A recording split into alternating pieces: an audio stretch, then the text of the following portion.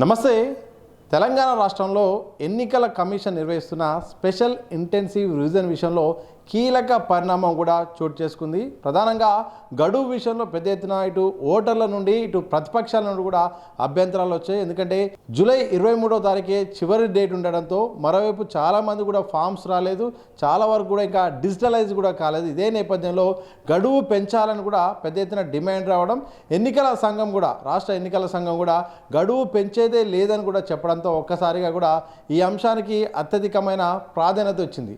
అయితే భారీ ఎత్తున వస్తున్న అభ్యంతరాలు, అలాగే చాలామంది కూడా ప్రతిపక్ష పార్టీల ఓటర్ల నుండి కూడా ఎట్లాగూ గడువు పెంచాలని వస్తున్న డిమాండ్ నేపథ్యంలో కేంద్ర ఎన్నికల సంఘం అయితే మాత్రం కీలక నిర్ణయం తీసుకుంది.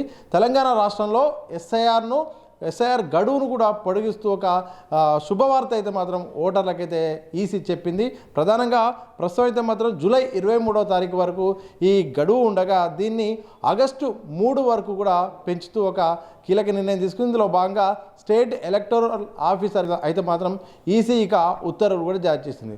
దీంతో ఇక మొత్తానికి బిఎల్ఓలు కూడా ఇక రెగ్యులర్గా అంటే ఈ నెల 23 తర్వాత అంటే 24 నుండి కూడా ఆగస్టు 3 వరకు అయితే మాత్రం ఇంటింటికి బిఎల్ఓల రాక ఉంటుంది. అలాగే ఇటు బిఎల్ఏలు కూడా స్థానికంగా ఉన్న ఏజెంట్లు కూడా ఇటు ఓటర్లకు సహకారం కొనసాగుతుంది. అలాగే ఇటు ఫామ్స్ విషయంలో ఎమ్యునరేషన్ ఫామ్స్ విషయంలో మాత్రం ఈ గ్రామాల్లో అలాగే పట్టణాల్లో కూడా ఇంటింటి సర్వే కొనసాగుతుంది. ఎప్పటికప్పుడు కూడా ఓటర్లకు సంబంధించిన సవరణ, అలాగే ఈ 2022 ముందు తర్వాత ఇవన్నీ కూడా మొత్తానికి వివరాలు ఇవ్వడానికి కూడా ఒక వేదిక అయితే మాత్రం ఇక ఉండబోతుంది. వాస్తవానికి ఉత్తర్వులో ఏమేమి ఉందో ఒకసారి చూద్దాం. ప్రధానంగా డేట్ల వరకు కనుక చూస్తే మాత్రం ఆగస్టు అంటే దాదాపు 9 రోజుల పాటు ఈ గడువు పొడిగించింది. ఆగస్టు 10న ఓటర్ల ముసాయిదా జాబితా విడుదలగా అవబోతుంది. అంటే ఆగస్టు 3న ముగిసిన నేపథ్యంలో ఒక వారం రోజుల తర్వాత ఆగస్టు 10న వాస్తవానికి ముసాయిదా సంబంధించిన ఈ జాబితా విడుదల కాబోతుంది. దీంట్లో ఓటర్ల విషయంలో ఏమైనా అభ్యంతరాలు ఉన్నా, పేర్ల విషయంలో ఏమైనా అభ్యంతరాలు ఉన్నా, ఓటర్లు కొన్ని ఏమైనా కోల్పోయినా, కొత్తగా యాడ్ అయినా కొన్ని ఏమైనా అభ్యంతరాలు సమస్యలు ఉన్నా కానీ ఆగస్టు 10 నుండి సెప్టెంబర్ 9 వరకు ఏదైతే అభ్యంతరాలను కూడా స్వీకరించబోతుంది. అంటే మనం ఇంతకుముందే మాట్లాడుకున్నట్టు ఆగస్టు 10న ఈ జాబితా రాబోతుంటే ప్రధానంగా ఆగస్టు 10 నుండి సెప్టెంబర్ 9 వరకు అభ్యంతరాల స్వీకరణ ఉంటుంది. ఇక అభ్యంతరాల స్వీకరణ తర్వాత స్క్రూటినీ ప్రాసెస్ ఉంటుంది. స్క్రూటినీ ప్రాసెస్ తర్వాత ఫైనల్గా అయితే మాత్రం అక్టోబర్ 12న ఫైనల్ ఓటర్ లిస్ట్ అయితే మాత్రం ఎలక్షన్ కమిషన్ అయితే మాత్రం విడుదల చేయబోతుంది. అందులో భాగంగా ఈసీ దీనికి స్పష్టమైన ఇక ఉత్తర్వులు కూడా జారీ చేసింది. ఇలా మొత్తానికైతే మాత్రం అక్టోబర్ 12న ఫైనల్ లిస్ట్ రాబోతుంది. ఇలా తెలంగాణ రాష్ట్రంలో పక్క ఆంధ్రప్రదేశ్లో కూడా ఒకవైపు ఈ యొక్క సర్ ప్రాసెస్ కూడా గడువు పెంచడంతో తెలంగాణ రాష్ట్రంలో కూడా గడువు పెంచాలని డిమాండ్ వచ్చింది. ఎందుకంటే ఇప్పటికే చాలా వరకు కూడా గ్రామాల్లో పట్టణాల్లో కూడా ఇంటింటికి ఒకవైపు ఇటు ఫామ్స్ రాలేదు, మరోవైపు ఈసీ మాత్రం 99.99% దాదాపు కూడా మొత్తం డిస్ట్రిబ్యూట్ చేశామని ఇటు స్టేట్ ఎలక్షన్ కమిషనర్ చెప్పినప్పటికీ కూడా వాస్తవానికి ఫీల్డ్ లెవెల్లో ఆ పరిస్థితి లేదు. బిఎల్ఓలు కూడా పూర్తి స్థాయిలో వాళ్ళ టార్గెట్ రీచ్ కావడానికో రకరకాల ఒత్తిళ్ల కారణంగానో మొత్తానికైతే మాత్రం మొత్తం అందరికీ ఇచ్చామని చెప్తున్నప్పటికీ ఇంటింటికి వెళ్ళడం లేదు.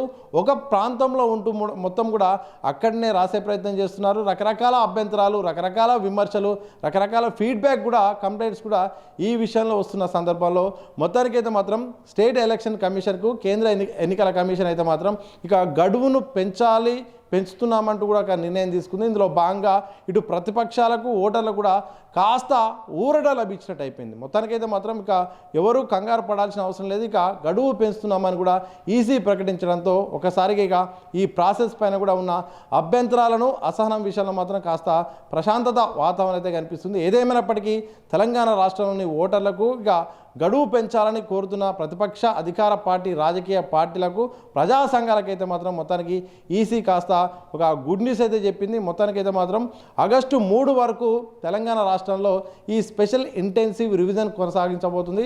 ఆ తర్వాత ఇక స్క్రూటినీ ప్రాసెస్ తర్వాత అయితే మాత్రం అక్టోబర్లో ఇక 12న అయితే మాత్రం మొత్తం ఫైనల్ ఓటర్ లిస్ట్ అయితే మాత్రం విడుదల చేయడానికి అన్ని రకాలుగా సిద్ధమవుతుంది. చూడాలి మరి ఫైనల్ రిజల్ట్ వచ్చిన తర్వాత, ఫైనల్ ఓటర్ లిస్ట్ వచ్చిన తర్వాత మరి ఓటర్ల నుండి ఎలాంటి అభ్యంతరాలు వస్తాయి, మరి దీనికి ఈసీ ఏ రకంగా దీనికి సమాధానం చెప్పబోతుంది, ఎలాంటి ఫీడ్బ్యాక్ వచ్చిన నేపథ్యంలో మరి ఏ రకంగా ముందు అడుగు వేస్తుంది అనే దానిపైన మాత్రం చాలా రకాల చర్చలు ఉన్నాయి. ప్రధానంగా రాజకీయ పార్టీలు, ప్రధానంగా ప్రతిపక్ష పార్టీలు అయితే మాత్రం ఈ ప్రాసెస్ విషయంలో అయితే మాత్రం ఈసీ కానీ ఇటు బీజేపీ రెండు కూడా మొత్తం కలిసి ఓటర్లను తీసేసే ప్రక్రియలాగా కనిపిస్తుంది. ఇది స్ట్రాటజీ ప్రక్రియ కాదు, అలాగే రివిజన్ ప్రక్రియ కాదు, ఇది ఒక రిమూవల్ ప్రక్రియగా ప్రతిపక్షాలు ఆరోపిస్తున్నాయి. చూడాలి ఏం జరుగుతుందో. మొత్తానికైతే మాత్రం తెలంగాణ రాష్ట్రంలో కొనసాగుతున్న ఎస్ఐఆర్ సంబంధించిన ప్రక్రియ విషయంలో గడువు పెంచుతూ ఈసీ ఒక కీలక నిర్ణయం తీసుకుంది.